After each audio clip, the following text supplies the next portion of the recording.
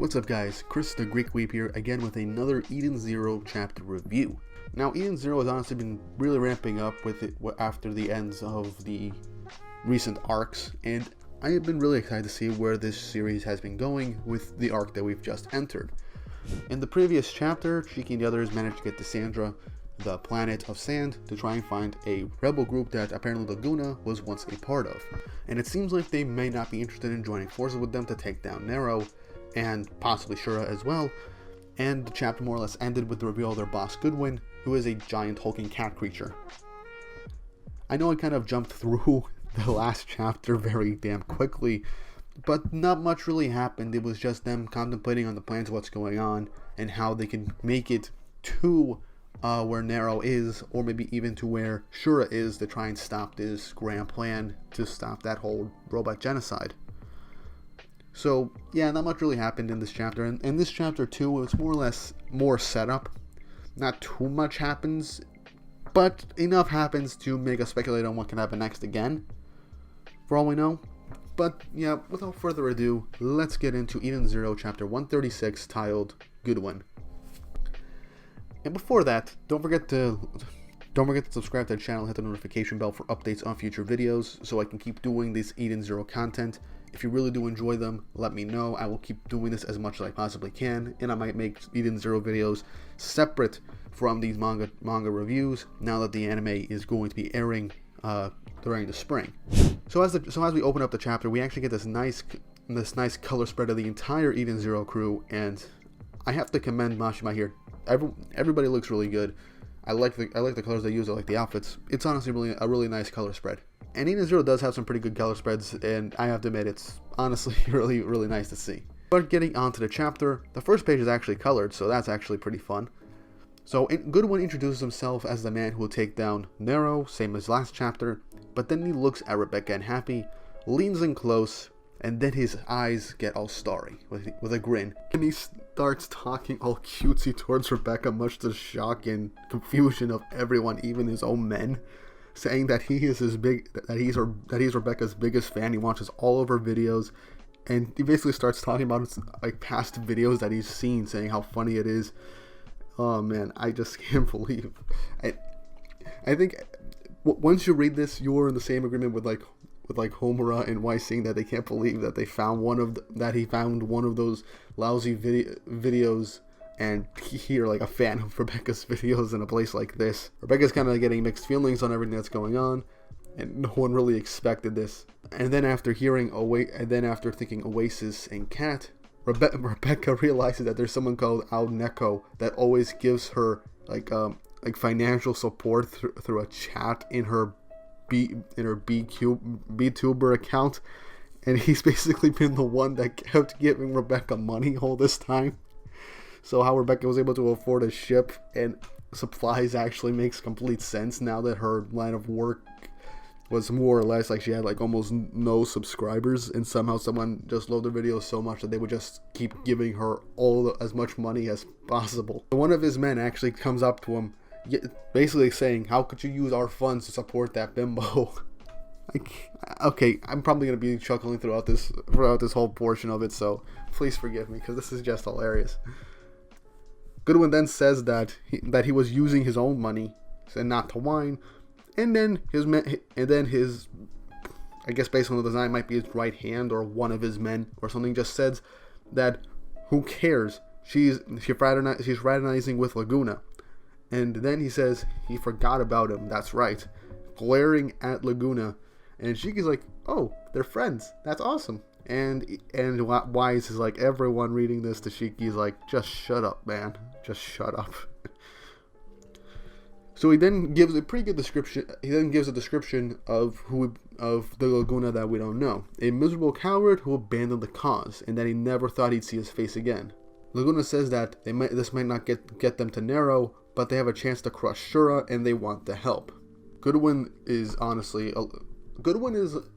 little surprised as Rebecca says, "Please, at least hear us out." And he then says, "Anything for you." Oh my god. Leave it to Mashima to make a badass or threatening looking character and completely flip them on their head as like some kind of idiots with some kind of third party factor or something like that. Okay, so Goodwin says that they can deal with the failure Laguna later, and it basically says that Laguna basically failed to abide by their rules.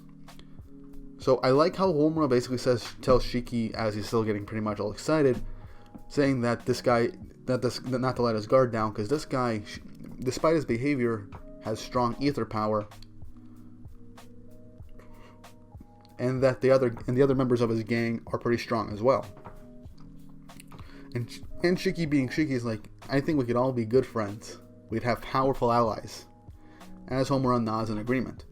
We then cut back to the Eden Zero ship, as it's right on the outskirts of the city, as they are connected through Pino, so they can hear everything that's going on. And one interesting thing that we found out is that Klein and Jin didn't even know that Jin didn't even know that Laguna was from the Outer Cosmos, and it seems like Klein, I guess, since being part of Draken Joe's Element 4, probably already knew this. And apparently he was a member of the Rebel Army, but everyone's kind of wondering why how he even joined Draken Joe's crew. We then cut to Mascoy watching an obvious Tom and Jerry ripoff, as the news comes on, basically commenting on everything that's going on in the Outer Cosmos, with protests from bots, the people giving their own opinions like, is Shura crazy? This is kind of ridiculous. To some people being like, yes, I agree with Shura, it's time we got rid of the machines.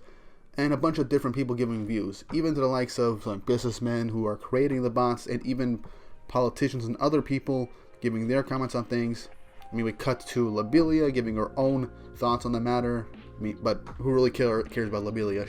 No one really cares. And Shiki, honestly, seeing this is like, no, I don't want it to happen. Breaking into tears. I won't let him get rid of them. And then he like points towards the girl on the screen, saying that I promise. And everyone's just kind of like giggling and like questioning how that they've never seen someone get so worked up over a news broadcast, and the rest of the crew's like, yeah, that's definitely Shiki, and also that there is still a fair bit of panic everywhere else. Goodwin then says that something surprising. He says that this is actually the one time he can sympathize with Nero, to have to watch his whole regime lose its influence because of his idiot son. I mean, not that Nero doesn't deserve it, but still. Wise asks the question, is it even possible for him to kill all the androids in the Outer Cosmos just like that? As Goodwin says, with All Link, it is. As he then begins to explain not just how the Outer Cosmos works, but also the All Link system. He says that there's an ocean that spreads across the entire Outer Cosmos, and once every few years, that ocean hits high tide, and it swallows up every planet in the cosmos. They say that inside that great sea, ether and electricity combined and all networks become connected. So Herman begins to piece everything together, and then one of Goodwin's men says that it's one of the Empire's weapons itself. Shiki is honestly kind of concerned, saying that they'll end up drowning first. As Laguna then says that every single planet in the Outer Cosmos has its own ether atmosphere that will protect them from this underwater tide, so they wouldn't really feel it. Goodwin then says that the high tide hits in 3 days. If they don't stop Shura before then, all the droids will be wiped out of the Outer Cosmos. Which, one thing that actually intrigues me is that it links all systems in the Outer Cosmos together. So this could possibly mean that this could also affect the Eden Zero crew as well. It could affect Happy, Pino, Sister, Hermit, and Witch as well. This could affect them as well. And maybe Klein and Jin, since they are technically cyborgs, since they do have mechanical parts, it could affect them as well. We're not entirely sure. That's honestly a theory I'm working with. So that would be really bad even if they're still in the Outer Cosmos at this moment. It's honestly pretty bad if they get hit by the All Link system. So everyone's in shock at the fact that they have 3 days. Laguna asks them to help him. Shiki uses gravity just like Shura, and if anyone can beat Shura, it's Shiki. Goodwin thinks for 1 second and says that they don't need help from an outsider. And then one of Goodwin's guys races in, saying that Imperial soldiers are in the marketplace, and they started hunting down bots, like right out of nowhere. And apparently they actually and these Imperial Knights chased this guy to their hideout, and they realized that idiot basically led those Imperial troops straight to their hideout. As Goodwin tells everyone to grab their weapons and prepare to fight, Shiki leads the charge using his gravity ether to take out a bunch of the bots, Homura, Wise, Rebecca all do their part and take out all of the members of this Imperial soldier group that just attacked them. As the aftermath falls, Shiki says they'll talk later, but they have to save the marketplace first, as the members of the gang all say that these guys are pretty strong, with what Laguna said ringing in his ear, that if anyone can beat Shura, it's Shiki, as in surprise, he just says, "This kid," as the chapter ends. And in all honesty, I'm glad this chapter got a bit of an action climax, because as much as I like dialogue-heavy chapters and stuff that adds to the lore of the world, this was still more or less a pretty tame chapter, aside from the quick action scene, the quick like 2-page action scenes that we saw in this chapter towards the end. What made this interesting is that the all-link system was explained. We got an idea of why Laguna probably left, because he probably broke the rules of this rebel army.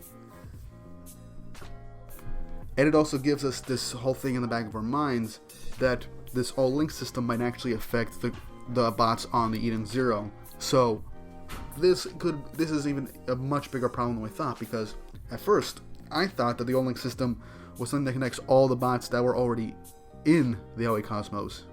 But now, with the idea that the whole cosmos has its own Ether Sea that can link all the systems together once it reaches its high tide, this could really affect the Eden Zero crew, which really ups the stakes and risk for them staying in the LA Cosmos to deal with this problem. Which honestly makes you think, should they have just left, or if it seems like it's going to be too late, they should just book it out of the LA Cosmos before Shura or Ziggy's plans are enacted, turning their friends against them or destroying them.